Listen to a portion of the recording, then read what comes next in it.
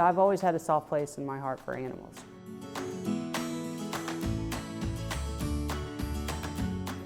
Shelter dogs or mutts, they've been the best dogs I've ever had. All the dogs that I've had growing up have been shelter dogs, adopted dogs with the exception of a few. Those are the dogs that are so appreciative. They just reflect the love right back on you. They really want to please you. That's their way of saying thank you. Thank you for bringing me home. When I moved to College Station about 7 years ago, I was trying to find a niche for volunteering. And then I got a call from Carol, one of the directors there at the Humane Society, and she's invited me to come out for a visit. I was afraid to go out there for fear that I was going to bring home every one of the dogs that were there because I didn't want them to stay in the condition of a shelter. So I went out there one particular day and went through the tour and fell in love with it. It was just a complete change of heart. It was just not at all what I expected. If I was a dog and needed some place to stay, I would want to be at Aggieland Humane. It's a home, it's a rehabilitation place. They start trusting people again.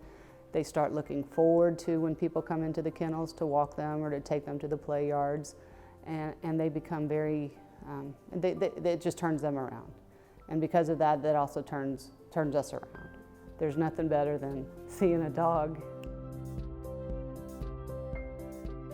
The facilities there are just top notch. The people that work there are awesome to work with. And it was heartwarming. So the next day I signed up. And before I knew it, I was taking my volunteer class and becoming a full volunteer at the Humane Society. We're basically the arms and legs of the staff. The staff that work out there, they're the ones that drive everything, but it's the arms and legs of the volunteers there that actually help conduct the business and take care of the dogs and walk the dogs and play with the dogs and cats. I don't know if it was an adoption day or something, but they were getting ready to refloor the kennel, and it was going to be about a 3-day process. And they had said, do you mind taking one of the dogs home just for a couple of days? I knew it was going to be temporary, so already at that point in time, don't get tied. Don't become, emotionally tied in with the dog or whatever. And I thought I could, because I go up there and I always thought, if volunteering, I'm going to start bringing them home, and that's going to be a problem. But I'd been there for about 1.5 years at that time, and I thought, I got this. I can do this. It's like fostering. I can handle it. So I carried him home. He was still a puppy at the time. Carried him back to the house, introduced him to my dogs. He fit right in. I didn't give him a name. Those 3 days then turned into, let's say, a couple of weeks. There was a potential adopter that was up on the East Coast. She had seen the dog online. So they were waiting to see if they could get some kind of a transport to come through to College Station and pick him up. So that was 1 week, 2 weeks went by, we were going into the 3rd week. About that time, I had put my name on the list. If the adoptions weren't gonna go through, I was next in line to be able to, keep him.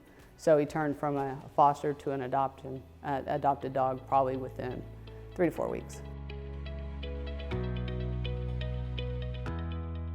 Unfortunately, in the society that we are in now, everything costs.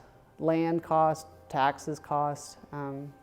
Being able to just provide the medication and the health care for the dogs that come in that are sick, that are disabled and the like, it's very expensive. And donations, they're huge. Small, large, however they come in, even donations in kind. People who are sending us stuff through Amazon, small donations add up. It's what keeps the dogs alive, is the donations and the people that work there.